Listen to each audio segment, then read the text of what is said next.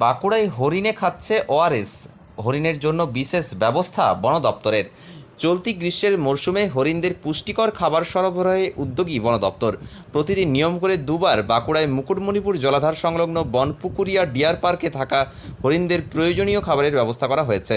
খাবারের মধ্যে থাকছে ওআরএস, বিট নুন এবং অন্যান্য পুষ্টিকর খাবার দাবার। থাকছে ছোলা, গুড়, গ্লুকন্ডি ও তরমুজ, শশা। পুষ্ট এসটা কি কি খাবার দেয়া হয়? মানে গমের ভুসি দেওয়া হয়, বিট লবণ, ছোলা ভিজা, এবার গুড় ওটার সাথে মিক্স করা হয়, যেটা বিট লবণটা। আর এই সময়টাতে তরমুজ, খিরাই আর গ্লুকন ডির জল দেওয়া হচ্ছে, এগুলোর মধ্যে এখন খাবার দেওয়া হয়। আর বিভিন্ন গাছের পাতা এখন কিছু কিছু হয়েছে নতুন, সেগুলো কেটে দেওয়া হচ্ছে। সকাল 8টা আর বৈকাল 4টা, দুটা টাইমের মধ্যে খাবার দেওয়া হয়। বন দপ্তর সূত্রে খবর, বনপুকুরিয়া বনক্ষেত্রের পরিমাণ 403.18 হেক্টর। তার মধ্যে 44 হেক্টর জমিতে গড়ে উঠেছে হরিণদের অভয়ারণ্য বনপুকুরিয়া ডিয়ার পার্ক। বর্তমানে এখানে 88টি হরিণ রয়েছে। পর্যাপ্ত জল ছাড়াও প্রতিদিন সকাল ও বিকেলে পুষ্টিকর খাবার দেওয়া হচ্ছে। এমনকি মুকুটমণিপুর বেড়াতে আসা পর্যটকদের অন্যতম গন্তব্যও এখন এই ডিয়ার পার্ক বলে জানান তারা।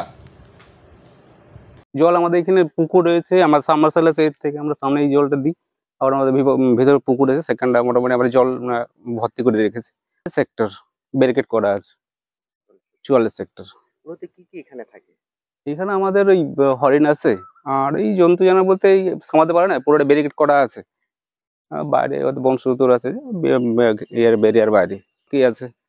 খুব খুব মানে একটা সময় যে এইগুলো দাঁড়ানোর মানে জায়গা থাকেনি, এতটাই পর্যটক আছে এখানে।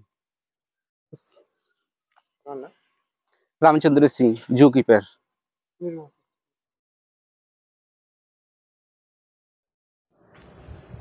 বাঁকুড়ার মুকুটমণিপুর এলে পেয়ে যাবেন নীল জলে নৌকা বিহার করার আনন্দ, সঙ্গে deer park, Musafirana view point এবং দেবাদিদেব মহাদেবের দর্শন। এছাড়াও জঙ্গল বেষ্টিত রোমান্টিক রাস্তা তো রয়েছে। তাহলে আর দেরি কেন, এই গরমের ছুটিতে চলে আসুন মুকুটমণিপুর।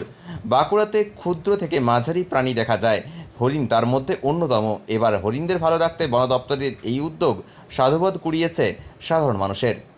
বাঁকুড়া থেকে নীলাঞ্জন ব্যানার্জি, নিউজ 18 লোকাল।